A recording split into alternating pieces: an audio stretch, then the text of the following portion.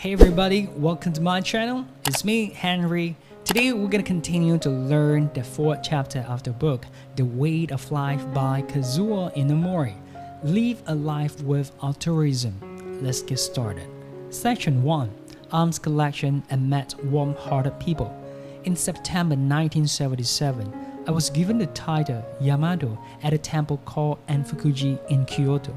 Originally planned to be monk in June, but just before that, I was diagnosed with gastric cancer from medical examination, so I hurriedly arranged a surgery. More than 2 months after the operation, my body was still not fully recovered. On September 7, I officially became a monk. After more than 2 months, I entered the temple for the short-term practice. Perhaps because of the initial recovery from a serious illness, the practice was quite difficult. But I have experienced the unforgettable things in my life. I was wearing a bamboo hat, a green cloth robe, and straw sandals.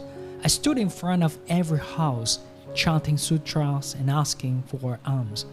Begging for alms was really an extremely difficult task for me after surgery, and the toes overhanging from the sandals were injured and bleeding. I kept walking and I felt my body was like a rag, almost falling apart. I insisted on alms collection for several hours with the senior monks. In the evening, I continued with my exhausted body and walked with heavy steps on the way back to the temple.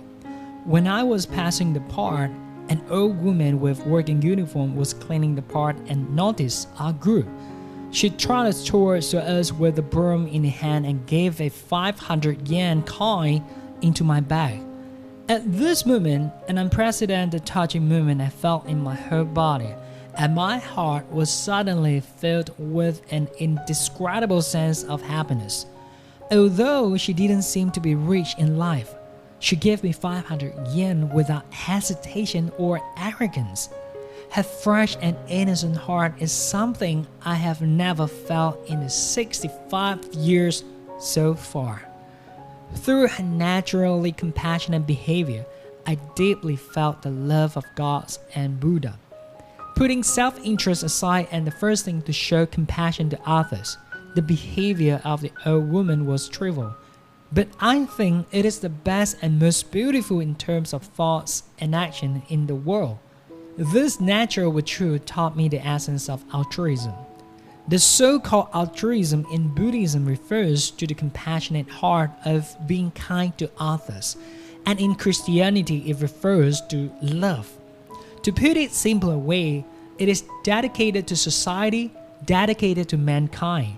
This is a key word that is indispensable in the path of life, or for the management people like me. Speaking of altruism, it sounds a bit too great, but it is not at all. Giving children delicious food, hoping to see joyful expressions of life, to give parents who have worked hard for all their life can live comfortably. A leader understand and care for people around them like this is already altruistic behavior. Working for family, helping friends, and honoring your parents, religious, small altruistic behavior are extended later by later into large-scale altruistic behavior for the society, the country, and the world. In this sense, there's no big difference between the old lady who gave me 500 yen and Mother Teresa. Human beings originally have a kind heart that hopes to do something for society and for others. For example, just recently, when I heard that many young volunteers did charity activities at the disaster area for free, I strongly felt that the so-called altruistic spirit is the innate nature of human beings. People's hearts are filled with deep and pure happiness, not for self-satisfaction, but for satisfying others.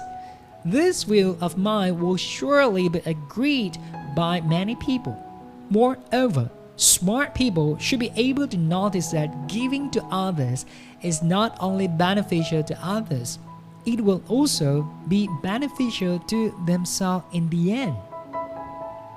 Section 2. The difference between heaven and hell lies in kindness. When looking back, this is a past incident which more than 40 years ago. At that time, Kyocera was a small and medium-sized enterprise. At the ceremony to welcome new employees, I make the following speech to new college graduates. Before this, you have been living under the care of your parents and all kinds of people in society. From now on, you have entered the society. So now it's your turn to give back to the society. As a member of society, the idea of wanting others to serve you is not right. It must be changed from the idea of hoping others to serve you to hoping to serve others. The reason why I say this was because Kyocera was still small at that time and various benefits were not perfect. And college students who had just joined the company complained. I thought it was a good company, but I didn't expect that the welfare system was not perfect. In this regard, I reprimanded. The company is indeed still small, and the equipment and system are not perfect. But from now on, it is your mission to make it an excellent company and a well-paid company, right? Not waiting for others to do it. It starts from you. My point of view was referring to the people who stand in the position of hoping that others will serve you, only pay attention to the shortcomings and only complain about the unfairness and dissatisfaction. However, once you enter society, you must stand in the position of hoping to serve others and must contribute to the surroundings. Therefore, the outlook of life and the world must undergo a 180-degree change. Because I didn't know the term altruism at that time. I didn't use this as philosophical thoughts that govern my actions. However, I still keep admonishing young people to do something for others.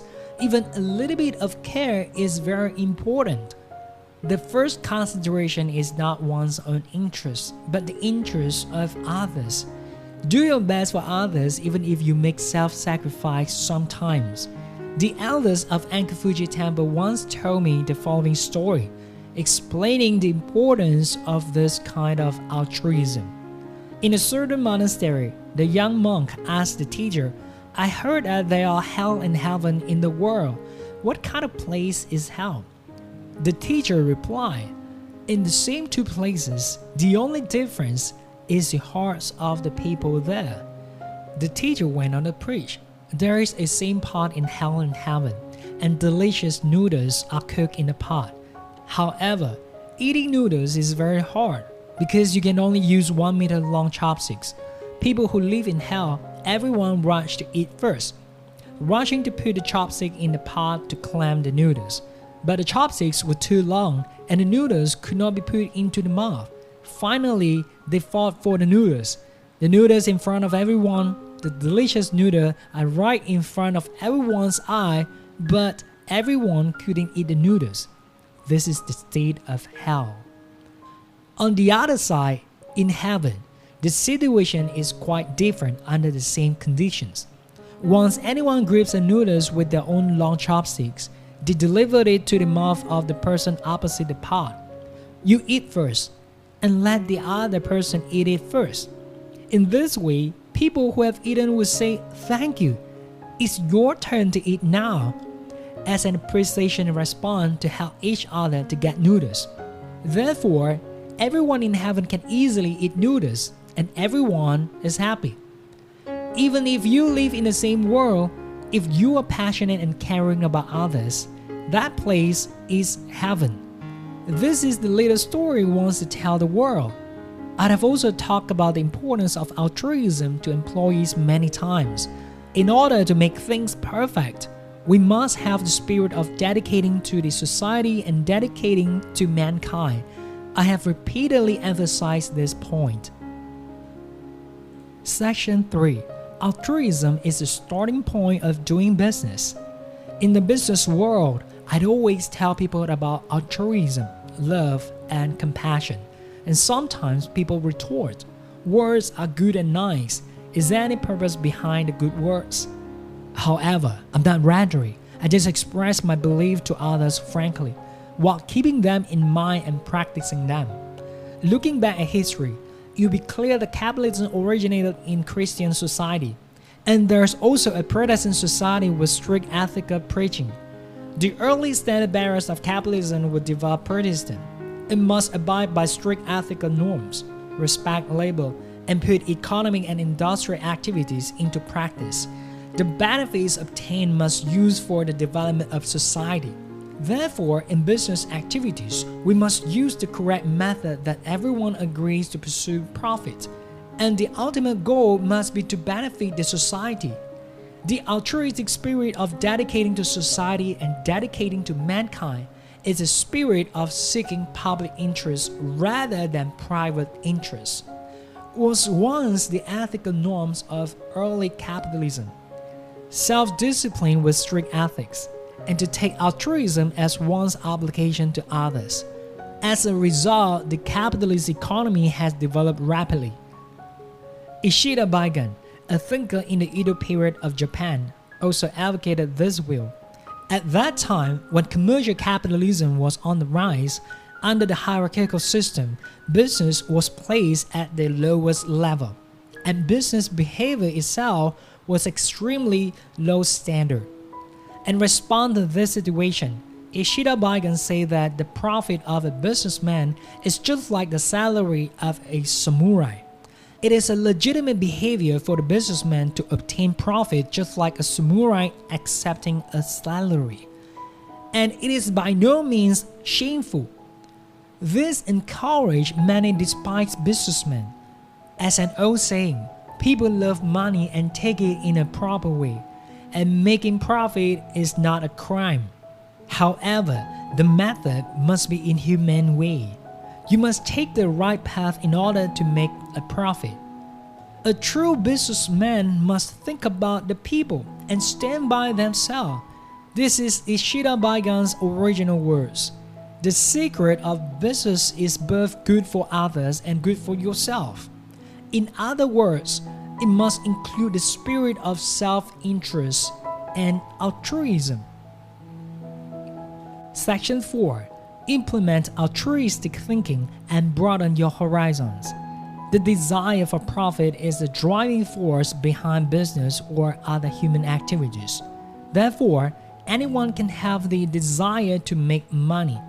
However, desire should not only stay within the scope of self-interest, but also benefit the desires of others and seek for public interest. Because the spirit of altruism will benefit oneself after all, and the benefit will continue to expand. Take the behavior of operating a company as an example. The behavior itself includes altruistic behavior for oneself, for society, and for others. Although the lifetime employee system is now being gradually abolished, hiring an employee also means having an obligation to take care of the employee for the lifetime. Therefore, whether there are 5 people or 10 people, hiring staff is already for others. The situation is the same for everyone. When you are single, you will give priority to live your own life. After getting married, you will work not only for yourself, but for your wife, raising and protecting children. At this time, human behavior already contains altruistic behavior unconsciously. However, the self-interest and benefits of others are always in a dialectical relationship. The altruism in a small unit has turned into self-interest if you look at it from the large unit point of view. The behavior for the company and family also includes altruism. But the will that just your own company makes money and just your family is good has turned into selfishness and will stay there forever. For the company's altruistic behavior, if it is only for the company, from the social point of view, the company is selfish. As for the family's altruism, if only taking care for self-interest, from another perspective, it also reflects the selfishness of the family as a unit. Therefore, in order not to stay at the low-level altruism, It is important to develop a broader perspective to see things and treat one's personal behavior on a larger scale. For example, when engaging in business activities, don't just only look at company makes money. It should also make profits for partners, and it should also contribute to consumers, investors, and regional interests. Moreover, from individuals, families, regions to countries to the world, the earth, and the universe, share the spirit of altruism as much as possible. In this way, one can expand from a little self to a larger vision, and be able to pay attention to all kinds of things around. In this way, correct judgment can be made objectively and failures can be avoided at the same time. Section 5. Before going to bed, ask yourself about your motive for participating in new business. Altruistic is a powerful driving force for overcoming difficulties and bring success. This is what I realized when I invested in the electrical communication business. Now, it is common for several companies to compete. However, before the mid-1980s, the electric power company was monopolized by government for communication field. Later, the government decided to introduce the healthier competition to carry out the liberalization work and reduce the high communication charges compared with foreign countries. As a result, the electric company transformed into private enterprise and was renamed NTT. At the same time, other companies can also join the electric communication business. Perhaps it was because of the fear and the huge challenge of monopolizing the business so far, there was no new companies show up. In this way, the transformation for the government-run office into a private one is just a dream, and it has failed to arouse sufficient competition, and the citizens did not enjoy the benefits of lowering the fees. Then I will do it. I think Kyocera, which has the requirements of a venture company, is suitable for such a challenge. The competitor was NTT. We were in an unfavorable war between ants and elephants, and the industry was also completely unknown for us. However, doing nothing cannot play any role in competition, and the so-called reductions of fee will ultimately be no meaning.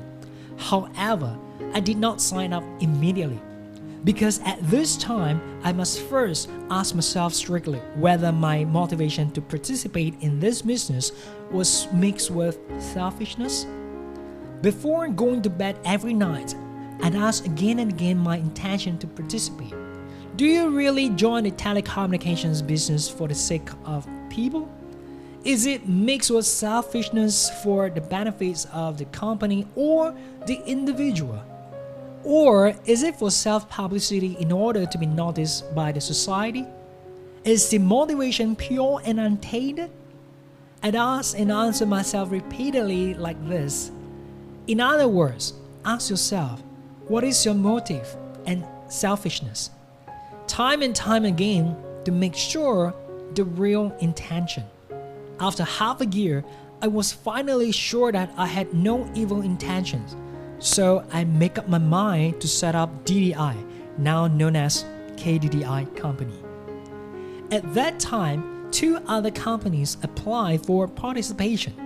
Among the 3 companies, DDI, which is based on Kyocera, is the most disadvantaged. The reason is simple. Not only we have no experience in technology in the communication business, the infrastructure such as communications cable and antenna must be built from scratch, and the establishment of the sales agents must also be built from scratch. Section 6. Sacrifice a little personal benefit for the society and others. However, we didn't step back by the difficulties. Soon after the company started business, DDI's performance has been far ahead of other participating companies in the same period. Whether at that time or now, many people have asked the reasons. My answer is only one thing. The success is from the unselfishness motive and hoping to bring benefits to the people. Since the establishment of the DDI company, whenever I have a chance, I would say to employees, for the sake of the people, let's reduce the long-distance call charges. Let's make our one-time life more meaningful. Now, we get it. A good opportunity is rare to find. Thank you for your participation and cherish the opportunity. Therefore, in DDI, all employees share the ambition of working not for themselves but for the people, and sincerely hope that their careers will succeed and devote themselves to their work. Therefore, we not only get the support of the agencies, but also the extensive support of our customers. Soon after I started the DDI company, I also provided employees with the opportunity to buy stocks, because I knew that DDI will grow rapidly and will be listed sooner or later. I would use capital gains to repay employees for their hard work and express my gratitude.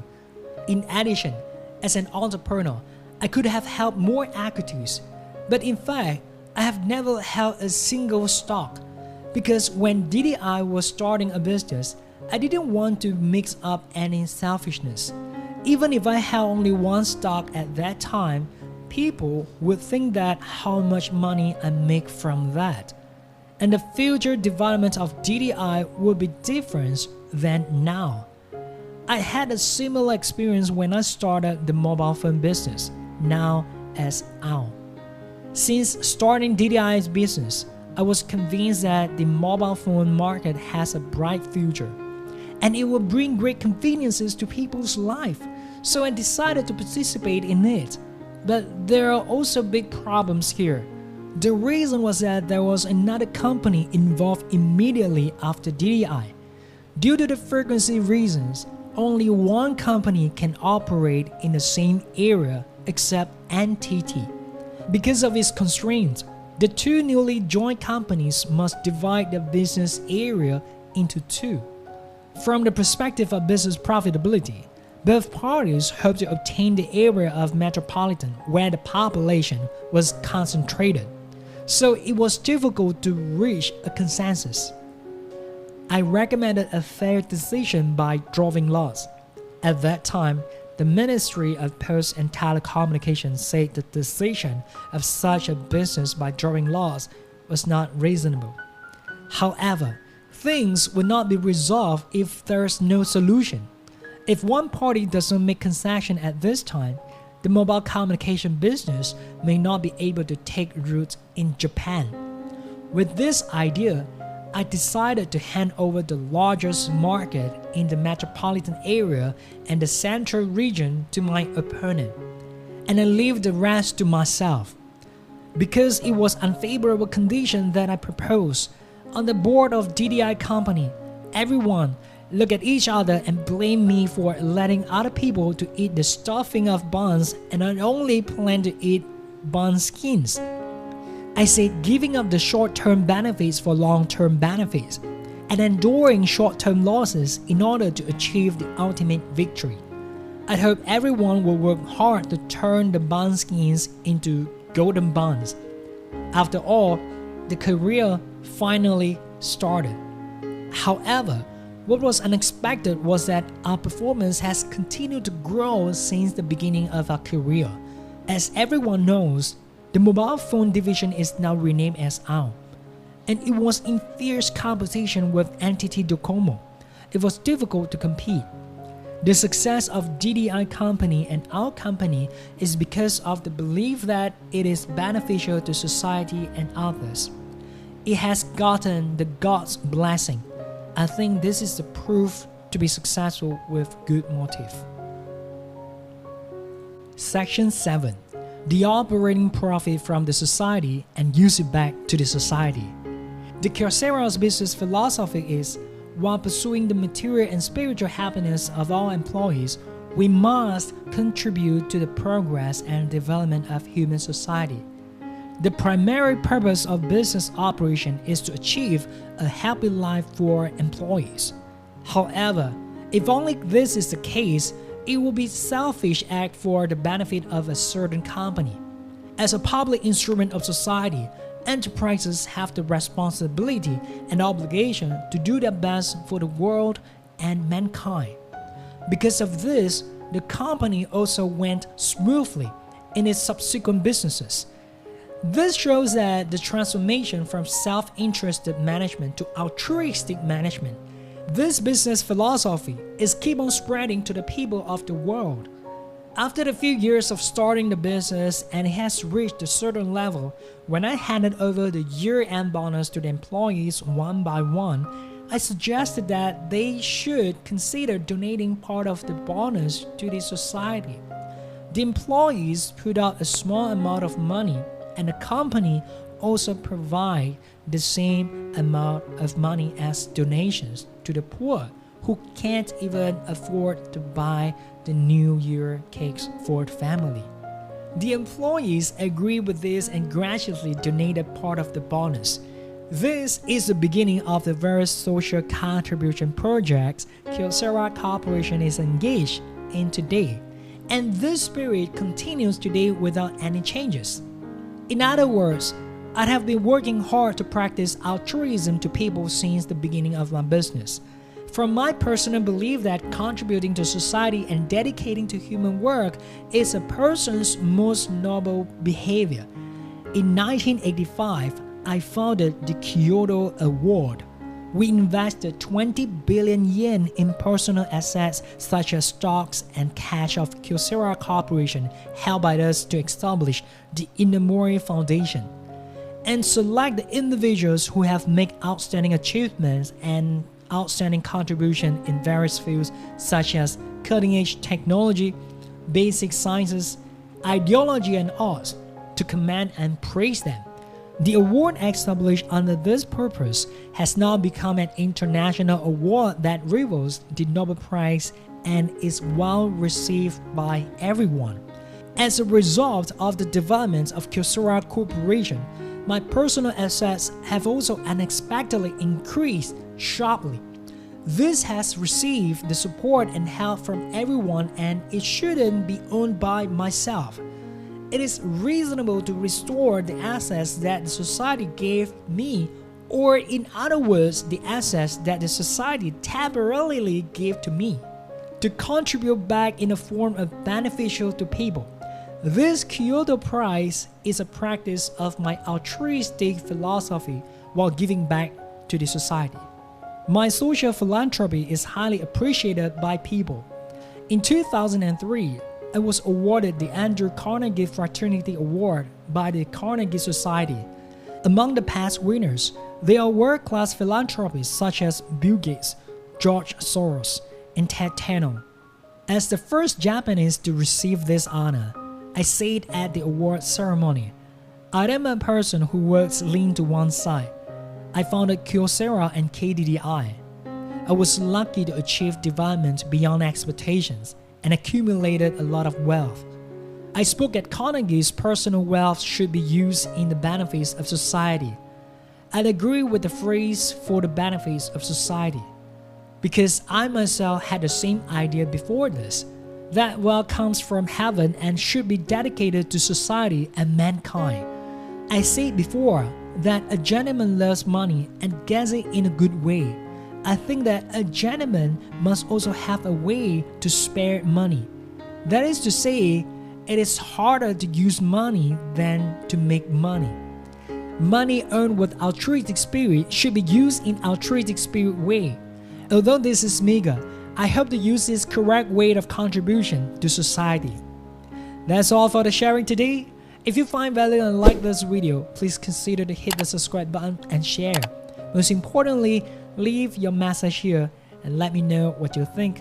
I would love to read your comment and reply to your comment. I hope to see you in the next video.